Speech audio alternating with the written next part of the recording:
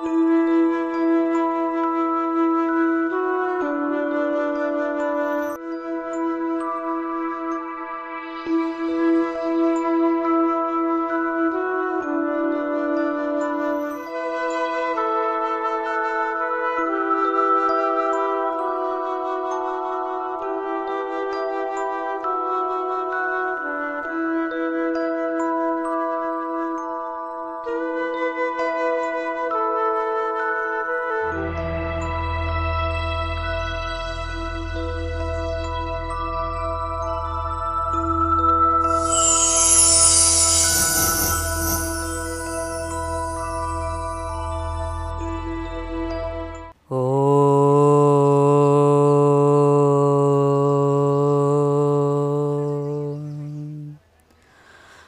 ಬ್ರಹ್ಮ ಗುರು ವಿಷ್ಣು ಗುರುದೇವೋ ಮಹೇಶ್ವರಃ ಗುರು ಸಾಕ್ಷಾತ್ ಪರಬ್ರಹ್ಮ ತಸ್ಮೈ ಶ್ರೀ ಗುರುವೇ ನಮಃ. ಪ್ರಜಾ ಟಿವಿಯ ಎಲ್ಲ ವೀಕ್ಷಕರಿಗೂ ಯೋಗ ವಿಸ್ಮಯ ಕಾರ್ಯಕ್ರಮಕ್ಕೆ ಆತ್ಮೀಯ ಸ್ವಾಗತ. ನಾನು ನಿಮ್ಮ ಯೋಗ ಮಾಸ್ಟರ್ ಅನಂತ್. ಇವತ್ತು ನಾವು ಬೆನ್ಮೇಲೆ ಮಲಗಿ ಯಾವೆಲ್ಲ ಅಭ್ಯಾಸಗಳನ್ನು ಮಾಡ್ಬೋದು, ಆ ಅಭ್ಯಾಸದಿಂದ ನಮ್ಮ ದೇಹದ ಮೇಲೆ ಯಾವ ರೀತಿ ಸತ್ಪರಿಣಾಮ ಆಗುತ್ತೆ ಅನ್ನೋದ್ರ ಬಗ್ಗೆ ತಿಳ್ಕೊಳ್ಳೋಣ. ವಿಶೇಷವಾಗಿ ಹೊಟ್ಟೆಯ ಬೊಜ್ಜನ್ನು ಕರೆಸ್ಕೊಳ್ಳಿಕ್ಕೆ, ಮೂತ್ರಕೋಶದ ಸಮಸ್ಯೆಗೆ, ಡಯಾಬಿಟಿಸ್ ಅಂದರೆ ಸಕ್ಕರೆ ಕಾಯಿಲೆಗೆ, ಗರ್ಭಕೋಶದ ಸಮಸ್ಯೆ, ಹಾಗೆ ಇನ್ನೂ ನಾನಾ ಥರದ ಉದರ ಸಂಬಂಧಿ ಕಾಯಿಲೆಗಳನ್ನು ಹೇಗೆ ಬೆನ್ನ ಮೇಲೆ ಮಲಗಿ ಅಭ್ಯಾಸ ಮಾಡ್ತಾ ಈ ಎಲ್ಲ ಕಾಯಿಲೆಗಳನ್ನು ಸ್ವತಃ ಯಾವುದೇ ಔಷಧಿ ಮಾತ್ರೆ ಖರ್ಚಿಲ್ಲದೆ ನೀವೇ ಪರಿಹಾರ ಮಾಡ್ಕೋಬೋದು ಅನ್ನೋ ವಿಚಾರವಾಗಿ ನಾನಿವತ್ತು ತಿಳಿಸ್ತೇನೆ. ಹಾಗೆ ನಾನಿವತ್ತು ಮತ್ತೊಂದು ಮಹತ್ವಪೂರ್ಣವಾದಂಥ ವಿಚಾರವನ್ನು ತಿಳಿಸ್ತೀನಿ. ನೋಡಿ, ನಮ್ಮ ಆಹಾರ ಶೈಲಿ, ನಾನು ಯಾವಾಗಲೂ ಹೇಳ್ತಾ ಇದ್ದೆ, ಆಹಾರ ನಮಗೆ ಅತ್ಯಂತ ಅವಶ್ಯಕತೆ ಇರೋದು. ಆದರೆ ಈ ಆಹಾರವೇ ನಮಗೆ ಕಾಯಿಲೆಯನ್ನು ತರಬಾರ್ದು. ಈ ಆಹಾರವೇ ನಮ್ಮನ್ನು ಅಧೋಗತಿಗೆ ತಗೊಂಡೋಗಬಾರ್ದು. ಈ ಆಹಾರ ನಮ್ಮ ಜೀವನವನ್ನು ನರಕಮಯವಾಗಿ ಮಾಡಬಾರ್ದು. ನಮ್ಮ ಆಹಾರನೇ ನಮ್ಮ ಎಲ್ಲ ತೊಂದರೆಗಳಿಗೆ ಮೂಲ ಕಾರಣ ಆಗಬಾರ್ದು. ಹಾಗಾಗಿ ಯಾವುದೇ ಆಹಾರ ತಗೊಳ್ಳೋದಕ್ಕೂ ಮುಂಚೆ ನಾವು ನಮ್ಮ ಆರೋಗ್ಯಕ್ಕೆ ಯಾವ ಆಹಾರವನ್ನು ತಗೋಬೇಕು, ಯಾವುದನ್ನು ತಗೋಬಾರ್ದು ಅಂತ ತಿಳ್ಕೊಬೇಕಾಗುತ್ತೆ. ಅದರಲ್ಲೂ ವಿಶೇಷವಾಗಿ ಕಾಲಕ್ಕೆ ತಕ್ಕಂಥ ಆಹಾರ ಅಂತ ಇರುತ್ತೆ. ಅಂದರೆ ಮಳೆಗಾಲದಲ್ಲಿ ತಿನ್ನೋ ಆಹಾರನೇ ಬೇರೆ, ಚಳಿಗಾಲದಲ್ಲಿ ತಿನ್ನೋ ಆಹಾರನೇ ಬೇರೆ, ಬೇಸಿಗೆ ಕಾಲದಲ್ಲಿ ತಿನ್ನೋ ಆಹಾರನೇ ಬೇರೆ. ಈ ಕಾಲಕ್ಕೆ ತಕ್ಕಂಥ ಆಹಾರವನ್ನು ನಾವು ಯಾವ ಯಾವ ಕಾಲದಲ್ಲಿ ಹೇಗೆ ತಿನ್ನಬೇಕು ಅಂತ ತಿಳ್ಕೋಬೇಕು. ತಿಳ್ಕೊಂಡಿಲ್ಲ ಅಂದರೆ ಬಹಳ ತೊಂದರೆ ಆಗುತ್ತೆ. ಹಾಗಾಗಿ ಯಾವ ಯಾವ ವಯಸ್ಸಿನಲ್ಲಿ ಹೇಗೆ ಆಹಾರ ತಗೋಬೇಕು, ಯಾವ ಯಾವ ಕಾಲದಲ್ಲಿ ಹೇಗೆ ಆಹಾರ ತಗೋಬೇಕು ಅನ್ನೋದ್ರ ಬಗ್ಗೆ ಅದನ್ನು ಕೂಲಂಕಷವಾಗಿ ತಿಳ್ಕೋಬೇಕು ಅಂದರೆ ದಯವಿಟ್ಟು ನೀವು ನಮ್ಮನ್ನು ಸಂಪರ್ಕಿಸಿ. ನಾವು ನಿಮಗೆ ಈ ಎಲ್ಲ ವಿಚಾರವನ್ನು ಸವಿಸ್ತಾರವಾಗಿ ತಿಳಿಸ್ಕೊಡ್ತೇವೆ. ಯಾಕೆಂದರೆ ನಾವು ಏನನ್ನು ನಮ್ಮತನ ಅಂತ ಸೇರಿಸಿ ತಿಳಿಸ್ಲಿಕ್ಕೆ ಹೊರಟಿಲ್ಲ. ಚರಕ ಸಂಹಿತೆಯಲ್ಲಿ ಚರಕ ಮಹರ್ಷಿಗಳು ಏನೆಲ್ಲ ಹೇಳಿದಾರೋ, ಸದೃಢವಾದ ಆರೋಗ್ಯವನ್ನು ಪಡಿಬೇಕು ಅಂದರೆ ಯಾವೆಲ್ಲ ಅಭ್ಯಾಸಗಳನ್ನು ನಾವು ಅಳವಡಿಸ್ಕೋಬೇಕು, ಆಹಾರ ಪದ್ಧತಿ, ರಸಾಯನಶಾಸ್ತ್ರ, ಈ ಎಲ್ಲವನ್ನು ನಾವು ನಿಮಗೆ ಸರಳವಾಗಿ ಕನ್ನಡ ಭಾಷೆಯಲ್ಲಿ ತಿಳಿಸ್ಕೊಡ್ತಾ ಇದ್ವಿ. ಹಾಗಾಗಿ ದಯವಿಟ್ಟು ಆಹಾರ ಪದ್ಧತಿ ಹಾಗೆ ಅಭ್ಯಾಸದ ಕ್ರಮ ಈ ಎಲ್ಲವನ್ನು ನಿಮ್ಮ ಜೀವನದಲ್ಲಿ ಅಳವಡಿಸ್ಕೊಂಡು ನಿಮ್ಮ ಜೀವನವನ್ನು ಸುಖ, ಸಂತೋಷ, ನೆಮ್ಮದಿಯಿಂದ ಬಾಳೋ ಹಾಗೆ ಆಗಬೇಕು ಅನ್ನೋದೇ ನಮ್ಮ ಇಚ್ಛೆ. ದಯವಿಟ್ಟು ನೀವೆಲ್ಲರೂ ಈ ಯೋಗ ವಿಸ್ಮಯ ಕಾರ್ಯಕ್ರಮವನ್ನು ಪ್ರತಿದಿನ ಬೆಳಿಗ್ಗೆ 7:15 7:30ವರೆಗೂ ಪ್ರಸಾರ ಆಗ್ತಕ್ಕಂಥ ಈ ಕಾರ್ಯಕ್ರಮವನ್ನು ತಾವೆಲ್ಲರೂ ಪ್ರತಿದಿನ ವೀಕ್ಷಣೆ ಮಾಡಬೇಕು. ಹಾಗೆ ನಿಮ್ಮ ಆತ್ಮೀಯರಿಗೂ, ನಿಮ್ಮ ಸ್ನೇಹಿತರಿಗೂ, ನಿಮ್ಮ ಬಂಧು ಬಾಂಧವರಿಗೂ ಈ ಕಾರ್ಯಕ್ರಮದ ಮಹತ್ವವನ್ನು ತಿಳಿಸ್ಕೊಡಿ ಅಂತ ಹೇಳ್ತಾ ನಾನು ಇವತ್ತಿನ ಸಂಚಿಕೆಗೆ ಹೋಗ್ತಾ ಇದ್ದೀನಿ. ಇವತ್ತಿನ ಸಂಚಿಕೆಯ ವಿಷಯ ಬೆನ್ನ ಮೇಲೆ ಮಲಗಿ ಮಾಡ್ತಕ್ಕಂಥ ಅಭ್ಯಾಸಗಳು. ಗಮನಿಸಿ, ಇವತ್ತಿನ ಸಂಚಿಕೆಯಲ್ಲಿ ನಾನು ಮಲಗಿ ಮಾಡ್ತಕ್ಕಂಥ ಅಭ್ಯಾಸದಲ್ಲಿ ನೆಕ್ಸ್ಟ್ ಸ್ಟೆಪ್ ಅಂದರೆ ಮುಂದುವರೆದಂಥ ಅಭ್ಯಾಸಗಳನ್ನು ನಾನು ತೋರಿಸ್ತೇನೆ. ಯಾವ್ದ್ಯಾವುದು ಮಾಡಬೇಕು ನಿನ್ನೆ ಗಮನಿಸಿದ್ದೀರಾ. ಮಲಗಿ ಮಾಡ್ತಕ್ಕಂಥ ಅಭ್ಯಾಸದಲ್ಲಿ ಪ್ರಥಮ ಅಭ್ಯಾಸನೇ ಪವನ ಮುಕ್ತಾಸನ.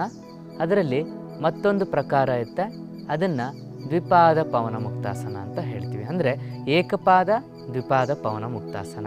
ಹಾಗೆ ನಾವು ಸ್ವಲ್ಪ ಸಿರಿಧಾನ್ಯಗಳ ಬಗ್ಗೆನೂ ನಿನ್ನೆ ವಿಚಾರವನ್ನು ತಿಳ್ಕೊಂಡು ಇವತ್ತು ಅದ್ರ ಬಗ್ಗೆ ಹೆಚ್ಚಿನದಾಗಿ ನಾನು ತಿಳಿಸ್ಕೊಡ್ತೇನೆ. ಮೊದಲಿಗೆ ನಾವು ಅಭ್ಯಾಸ ಮಾಡೋಣ, ಆಮೇಲೆ ಆಹಾರದ ಕಡೆ ಸ್ವಲ್ಪ ಗಮನವನ್ನು ಹರಿಸೋಣ. ಕಾಲನ್ನು ಈ ರೀತಿ ನೇರವಾಗಿ ಇಟ್ಕೊಳ್ಳಿ. ಹಾಗೆ ನಿಧಾನವಾಗಿ ಹಿಂದೆ ಮಲಗಿ, ಎರಡೂ ಕೈಗಳನ್ನು ಹಿಂದೆ ತನ್ನಿ. ತಲೆಯ ಭಾಗಕ್ಕೆ ನಿಧಾನವಾಗಿ ಕೈಗಳನ್ನು ಕೆಳಗೆ ತನ್ನಿ. ಆದಷ್ಟು ದೇಹದ ಪಕ್ಕ ಕೈ ಇರಲಿ. ನಿಧಾನವಾಗಿ ತಲೆಯನ್ನು ಸ್ವಲ್ಪ ಮೇಲೆ ತನ್ನಿ. ಎರಡೂ ಕಾಲುಗಳನ್ನು ಮೇಲೆ ತನ್ನಿ. ಹಾಗೆ ಒಂದೊಂದೇ ಕಾಲು ಮೇಲೆ ಕೆಳಗೆ ಹೀಗೆ ಬರಬೇಕು. ಆದಷ್ಟು ನಿಮ್ಮ ಕಾಲು ನೇರವಾಗಿರಲಿ, ಮೊಣಕಾಲು ನೇರವಾಗಿರಲಿ, ಪಾದಗಳು ನೇರವಾಗಿರಲಿ. ಹೀಗೆ ನಿಧಾನವಾಗಿ ಮಾಡಿ. ಇದನ್ನು ಉತ್ತಿತ ಏಕಪಾದಾಸನ ಅಂತ ಕರಿತೀವಿ. ಈ ಅಭ್ಯಾಸವನ್ನು ಉತ್ತಿತ ಏಕಪಾದಾಸನ ಅಂತ ಕರಿತೀವಿ. ಅಂದರೆ ಉತ್ತಿತ ಅಂದರೆ ಮೇಲೆ, ಏಕಪಾದ ಅಂದರೆ ಒಂದೊಂದೇ ಕಾಲು. ಈ ರೀತಿ ಉತ್ತಿತ ಏಕಪಾದಾಸನ ಮಾಡೋದ್ರಿಂದ ಎಲ್ಲ ಥರದ ಗರ್ಭಕೋಶದ ಸಮಸ್ಯೆ ಕೂಡ ನಿವಾರಣೆ ಆಗುತ್ತೆ, ಮೂತ್ರಕೋಶದ ಸಮಸ್ಯೆ ಕೂಡ ನಿವಾರಣೆ ಆಗುತ್ತೆ. ಹಾಗೆ ಜೀರ್ಣಾಂಗಗಳು ಅಂದರೆ ಡೈಜೆಷನ್ ಸಿಸ್ಟಮ್ ಏನಿದೆಯೋ ಅದು ಚೆನ್ನಾಗಿ ಆ್ಯಕ್ಟಿವೇಟ್ ಆಗುತ್ತೆ. ಜೊತೆಯಲ್ಲಿ ಪಿತ್ತಕೋಶಕ್ಕೆ ಬಹಳ ಲಾಭದಾಯಕ. ಹಾಗೆ ಸೊಂಟ ನೋವಿಗೆ ಕೂಡ ಬಹಳ ಉಪಯುಕ್ತವಾದಂಥ ಅಭ್ಯಾಸ. ಇದರಲ್ಲಿ ಮತ್ತೊಂದು ಪ್ರಕಾರ ಇದೆ, ಅಂದರೆ ನೆಕ್ಸ್ಟ್ ಸ್ಟೆಪ್ ಉತ್ತಿತ ಏಕಪಾದಾಸನ. ಈಗ ನಾನು ತೋರಿಸಿದ್ದು ಹಾಗೆ ಉತ್ತಿತ ದ್ವಿಪಾದಾಸನ ಹೇಗೆ ಮಾಡೋದು ಅಂತ ತೋರಿಸ್ತೇನೆ. ಅದಕ್ಕೂ ಮುಂಚೆ ಮತ್ತೊಮ್ಮೆ ಉತ್ತಿತ ಏಕಪಾದಾಸನ ಹೇಗೆ ಮಾಡಬೇಕು ಅಂತ ಗಮನಿಸಿ.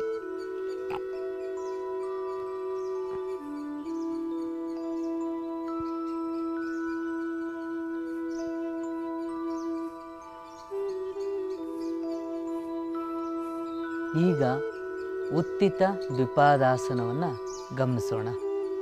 ನಿಧಾನವಾಗಿ ತಲೆಯನ್ನು ಮೇಲೆ ತರ್ತೀರಾ. ಎರಡೂ ಕಾಲುಗಳನ್ನು ಮೇಲೆ ತನ್ನಿ. ನಿಧಾನವಾಗಿ ಕೆಳಗೆ ತೊಗೊಂಡೋಗಿ ಹಾಗೆ ಮೇಲೆ ಬರಲಿ.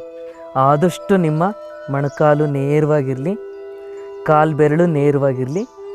ಹೀಗೆ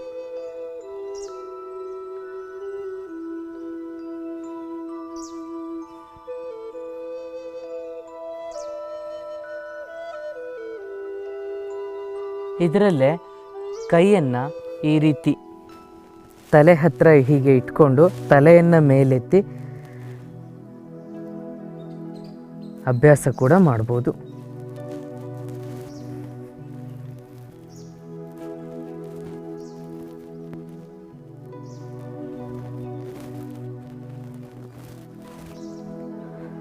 ಇಲ್ಲಿವರೆಗೂ ನೀವು ಗಮನಿಸಿದ್ದು ಉತ್ತಿತ ಏಕಪಾದಾಸನ ಹಾಗೆ ಉತ್ತಿತ ದ್ವಿಪಾದಾಸನ ಹೇಗೆ ಮಾಡಬೇಕು ಅಂತ ತಿಳಿಸ್ಕೊಟ್ಟಿದ್ದೀನಿ. ಮತ್ತೊಮ್ಮೆ ಇದರ ಲಾಭಗಳನ್ನು ತಿಳಿಸ್ತೀನಿ. ಉದರ ಸಂಬಂಧಿ ಯಾವುದೇ ಥರದ ಕಾಯಿಲೆಗಳಿರಲಿ, ಅಂದರೆ ಸಮಸ್ಯೆಗಳಿರಲಿ, ಏನು ಹೊಟ್ಟೆಗೆ ಸಂಬಂಧಪಟ್ಟಂಥ ಯಾವುದೇ ಥರದ ಸಮಸ್ಯೆ ಇರಲಿ, ಅಂದರೆ gastric, acidity, constipation, obesity, uterus problem, ಹಾಗೆ ನಿಮ್ಮ ಸೊಂಟ ನೋವು ಕೂಡ, ಈ ಎಲ್ಲ ಥರದ ಹೊಟ್ಟೆಗೆ ಸಂಬಂಧಪಟ್ಟಂಥ ಸಮಸ್ಯೆಗಳನ್ನು ಅತ್ಯಂತ ಶೀಘ್ರದಲ್ಲಿ ನಿಯಂತ್ರಣಕ್ಕೆ ತಂದು ಪರಿಹಾರ ಮಾಡಿಕೊಳ್ಳಿಕ್ಕೆ ಸಾಧ್ಯ ಇದೆ. ಈ ರೀತಿ ಕಾಲುಗಳನ್ನು ಒಂದೊಂದೇ ಮೇಲೆ ಕೆಳಗೆ ಅಭ್ಯಾಸ ಮಾಡೋದ್ರಿಂದ ಹೊಟ್ಟೆಗೆ ಹೆಚ್ಚು ಶಕ್ತಿ ಸಿಗುತ್ತೆ. ಹೊಟ್ಟೆಯ ಭಾಗದ ಮಾಂಸಖಂಡಗಳಿಗೆ ಒಳ್ಳೆಯ ವ್ಯಾಯಾಮ ಆಗುತ್ತೆ. ಎರಡೂ ಕಾಲು ಮಾಡಿದಾಗ ಇನ್ನೂ ಹೆಚ್ಚು ಶಕ್ತಿದಾಯಕವಾಗಿರುತ್ತೆ. ಈ ರೀತಿ ಅಭ್ಯಾಸ ಮಾಡಿದಾಗ ಸಹಜವಾಗಿ ನಿಮ್ಮ ಹೊಟ್ಟೆಯ ಭಾಗದಲ್ಲಿ ಸಂಗ್ರಹ ಆಗಿರ್ತಕ್ಕಂಥ ಫ್ಯಾಟ್ ಅಂದರೆ ಕೊಬ್ಬು ಕೂಡ ಕರಗಿ ಹೋಗುತ್ತೆ. ಹೊಟ್ಟೆಯ ಬೊಜ್ಜಿದ್ರೆ ಚೆನ್ನಾಗಿ ಅಭ್ಯಾಸ ಮಾಡಿ. ಎಷ್ಟು ಸುತ್ತು ಮಾಡಬೇಕು? ಪ್ರತಿದಿನ 25 ಸುತ್ತು. ಬೆಳಿಗ್ಗೆ 25 ಸುತ್ತು ಏಕಪಾದ, ಆಮೇಲೆ ದ್ವಿಪಾದ 25 ಸುತ್ತು, ಹಾಗೆ ಸಂಜೆ 25 ಸುತ್ತು ಏಕಪಾದ, 25 ಸುತ್ತು ದ್ವಿಪಾದ.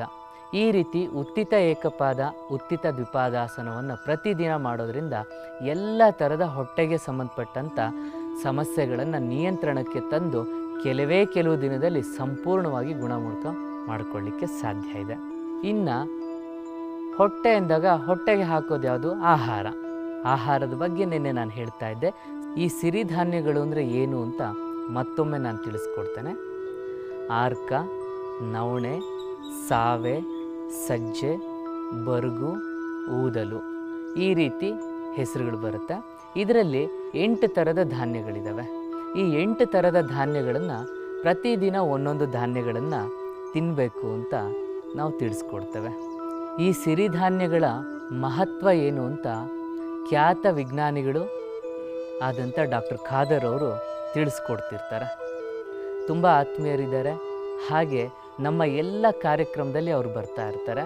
ಅವರ ಜ್ಞಾನವನ್ನು, ಮಾರ್ಗದರ್ಶನವನ್ನು ಕೊಡ್ತಾ ಇರ್ತಾರೆ.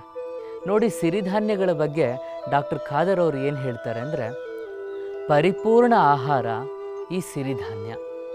ಈ ಸಿರಿಧಾನ್ಯವನ್ನು ನಾವು ಮರೆತಿದ್ದೆ ಎಲ್ಲ ಕಾಯಿಲೆಗಳ ಮೂಲ ಕಾರಣ ಅಂತ ಅವರು ತುಂಬ ಸರಳವಾಗಿ, ಅತ್ಯಂತ ಚಿಕ್ಕ ಮಕ್ಕಳಿಗೂ ಅರ್ಥ ಆಗೋ ರೀತಿ ಹೇಳ್ತಾರೆ. ಅವರು ವೈಜ್ಞಾನಿಕವಾಗಿ ಕೂಡ ಅದನ್ನು ತೋರಿಸ್ಕೊಟ್ಟಿದ್ದಾರೆ. ಅದರಲ್ಲಿ ಎಷ್ಟು ನಾರಿನಾಂಶ ಇರುತ್ತೆ, ಯಾವ್ಯಾವ ಪೋಷಕಾಂಶಗಳು ಎಷ್ಟಿದ್ದಾವೆ, ಅದು ಹೇಗೆ ನಮ್ಮ ದೇಹದ ಮೇಲೆ ಪರಿಣಾಮ ತರುತ್ತೆ, ಇದರಿಂದ ಆಗ್ತಕ್ಕಂಥ ಲಾಭ ಏನು, ಸಿರಿಧಾನ್ಯಗಳನ್ನು ಬಿಟ್ಟು ನಾವು ಅಕ್ಕಿ ಗೋಧಿಗೆ ಅಡಿಕ್ಟ್ ಆಗಿರೋದ್ರಿಂದ, ಅಂದರೆ ಅದನ್ನೇ ನಾವು ಪರಿಪೂರ್ಣ ಆಹಾರ ಅಂತ ಭ್ರಮೆಯಲ್ಲಿ ಬಿದ್ದಿರೋದ್ರಿಂದ ಏನೆಲ್ಲ ಈ ಅಕ್ಕಿ ಗೋಧಿಯಿಂದ ಆಗ್ತಕ್ಕಂಥ ದುಷ್ಪರಿಣಾಮಗಳು. ಗಮನಿಸಿ, ಗೋಧಿಯಲ್ಲಿ ಜವೆ ಗೋಧಿ ಅಂತ ಸಿಗುತ್ತೆ, ಅಂದರೆ ಅದು ನಿಜವಾದ ಸ್ವದೇಶಿ ಗೋಧಿ. ಇನ್ನೊಂದು ಗಿಡ್ಡ ಗೋಧಿ ಸಿಗುತ್ತಲ್ವ, ರೌಂಡ್ ಇರೋದು, ಆ ದುಂಡನೆ ಗೋಧಿ ವಿದೇಶದಿಂದ ತಂದಿರೋದು. ಆ ಗೋಧಿ ತಿಂದಾಗ ಯಥೇಚ್ಛವಾದ ಗ್ಲೂಕೋಸ್ ಅದರಲ್ಲಿರುತ್ತೆ, ನಾರಿನಾಂಶ ಕಮ್ಮಿ ಇರುತ್ತೆ, ಮತ್ತೆ ಕೂಡ ಹೊಟ್ಟೆಯಲ್ಲಿ ಮಲಬದ್ಧತೆ ಆಗುತ್ತೆ. ಗೋಧಿ ಚಪಾತಿ ತಿನ್ನೋದಾದರೆ, ಗೋಧಿಯಲ್ಲಿ ಉಪ್ಪಿಟ್ಟು ತಿನ್ನೋದಾದರೆ ಜವೆ ಗೋಧಿಯನ್ನು ಉಪಯೋಗಿಸಿ, ಒಳ್ಳೆಯದು. ಆದರೆ ಅದನ್ನೇ ನಿರಂತರವಾಗಿ ಉಪಯೋಗಿಸೋದ್ರಿಂದ ಯಾವ ಲಾಭವೂ ಇಲ್ಲ. ಹಾಗೆ ಅಕ್ಕಿ ತಿನ್ನೋದಾದರೆ ಆದಷ್ಟು ಹೊಲಬತ್ತಕ್ಕಿ ಅಂತ ಸಿಗುತ್ತೆ, ಅಂದರೆ ಮಲೆನಾಡಲ್ಲಿ ಸಿಗುತ್ತೆ. ಈ ಲೋಕಲ್ ವೆರೈಟಿ, ಅಂದರೆ ಸ್ವದೇಶಿ ಅಕ್ಕಿ, ದೇಶೀಯ ಅಕ್ಕಿಯನ್ನು ತಿನ್ನಿ. ಈ ಅಕ್ಕಿಯಲ್ಲಿ, ಗೋಧಿಯಲ್ಲಿ ಸ್ವಲ್ಪ ಪ್ರಮಾಣ ನಾರಿನಾಂಶ ಇರುತ್ತೆ, ಹೆಚ್ಚು ನಾರಿನಾಂಶ ಇರೋದಿಲ್ಲ. ಯಥೇಚ್ಛವಾಗಿ ಗ್ಲೂಕೋಸ್ ಅಂಶ ಇರುತ್ತೆ. ಅಕ್ಕಿ ಗೋಧಿಯನ್ನು ಯಥೇಚ್ಛವಾಗಿ ತಿನ್ನೋದ್ರಿಂದ ನಿಮಗೆ ತಕ್ಷಣವೇ ಸಕ್ಕರೆ ಕಾಯಿಲೆ ಬರುತ್ತೆ. ಹಾಗಾಗಿ ಸಕ್ಕರೆ ಕಾಯಿಲೆ ಬರಬಾರ್ದು ಅಂದರೆ ಅಕ್ಕಿ ಗೋಧಿಯನ್ನು ಹೊರಗಿಡಿ, ಜೊತೆಯಲ್ಲಿ ಪ್ರತಿದಿನ ಸಿರಿಧಾನ್ಯಗಳನ್ನು ಉಪಯೋಗಿಸಿ. ಹೆಚ್ಚಿನದಾಗಿ ಸಿರಿಧಾನ್ಯಗಳ ಬಗ್ಗೆ ತಿಳ್ಕೋಬೇಕು ಅಂತ ಆಸಕ್ತಿ ಇದ್ದರೆ ದಯವಿಟ್ಟು ನಮ್ಮನ್ನು ಸಂಪರ್ಕಿಸಿ, ನಮ್ಮಲ್ಲಿ ಸಿಗುತ್ತೆ. ಅದಕ್ಕೆ ಸಂಬಂಧಪಟ್ಟಂಥ ಕಿರು ಪುಸ್ತಕಗಳು ಕೂಡ ಇದೆ. ಹೇಗೆಲ್ಲ ಅಡುಗೆ ಮಾಡ್ಕೋಬೇಕು ಅನ್ನೋದ್ರ ಬಗ್ಗೆ ಕೂಡ ನಾವು ತಿಳಿಸ್ಕೊಡ್ತೇವೆ. ಅದಕ್ಕಾಗಿ ತುಂಬ ವ್ಯಕ್ತಿಗಳು ನಮ್ಮ ಜೊತೆಯಲ್ಲಿದ್ದಾರೆ. ಈ ಅಭ್ಯಾಸವನ್ನು ಅಳವಡಿಸ್ಕೊಳ್ಳಿ. ಈ ಪರಿಪೂರ್ಣ ಆಹಾರವನ್ನು ತಿಂದು ನೀವು ಆರೋಗ್ಯಪೂರ್ಣವಾಗಿರಬೇಕು ಅನ್ನೋದೇ ನಾವು ಬಯಸೋದು. ಅದಕ್ಕಾಗಿಯೇ ಈ ಕಾರ್ಯಕ್ರಮ. ಹಾಗಾಗಿ ನಾವು ಈ ಎಲ್ಲ ವಿಚಾರಗಳನ್ನು ಪ್ರತಿದಿನ ನಿಮಗಾಗಿ ತಿಳಿಸ್ಕೊಡ್ತಾ ಇದ್ದೀವಿ. ಪ್ರಜಾ ಟಿವಿಯಲ್ಲಿ ಪ್ರಸಾರ ಆಗ್ತಕ್ಕಂಥ ಈ ಯೋಗ ವಿಸ್ಮಯ ಕಾರ್ಯಕ್ರಮವನ್ನು ಪ್ರತಿದಿನ ನೀವೆಲ್ಲರೂ ವೀಕ್ಷಣೆ ಮಾಡಿ, ನಿಮ್ಮ ಆತ್ಮೀಯರಿಗೆ, ನಿಮ್ಮ ಕುಟುಂಬದವರಿಗೆ, ನಿಮ್ಮ ಸ್ನೇಹಿತರಿಗೆ ಎಲ್ಲರಿಗೂ ಈ ವಿಚಾರವನ್ನು ತಿಳಿಸಿ. ಯಾಕೆಂದರೆ ಇಷ್ಟು ಸರಳವಾಗಿ ಈ ಕಾರ್ಯಕ್ರಮವನ್ನು ನಾವು ಮಾಡ್ತಾ ಇದ್ದೀವಿ. ಯಾರಿಗಾಗಿ? ನಿಮಗಾಗಿಯೇ. ನಾವು ಹೇಗೆ ಆರೋಗ್ಯವಾಗಿದ್ದೀವೋ ಹಾಗೆ ನೀವು ಇರಲಿ ಅನ್ನೋದೇ ನಮ್ಮ ಬಯಕೆ. ನಮ್ಮ ಜೊತೆಯಲ್ಲಿ ತುಂಬ ಒಳ್ಳೊಳ್ಳೆ ವ್ಯಕ್ತಿಗಳಿದ್ದಾರೆ. ಅದರಲ್ಲೂ ವಿಶೇಷವಾಗಿ ಆಹಾರಗಳ ಬಗ್ಗೆ ನಿಮಗೆ ತಿಳಿಸ್ಕೊಡ್ಲಿಕ್ಕಾಗಿಯೇ ಡಾಕ್ಟರ್ ಖಾದರ್ ಅವರಿದ್ದಾರೆ. ಅವರು ಮೈಸೂರಲ್ಲಿ ಇರ್ತಾರೆ. ಅವರನ್ನು ಸಂಪರ್ಕಿಸಬೇಕು ಅಂದರೆ ದಯವಿಟ್ಟು ನಮ್ಮನ್ನು ಸಂಪರ್ಕಿಸಿ, ನಾವು ನಿಮಗೆ ಹೆಚ್ಚಿನ ವಿಚಾರವನ್ನು ತಿಳಿಸ್ಕೊಡ್ತೇವೆ. ಇಷ್ಟು ಹೇಳ್ತಾ ನಾನು ಇವತ್ತಿನ ಕಾರ್ಯಕ್ರಮವನ್ನು ಮುಗಿಸ್ತಾ ಇದ್ದೀನಿ. ಎಲ್ಲರಿಗೂ ಒಳ್ಳೆಯದಾಗಲಿ. ಶುಭ ದಿನ.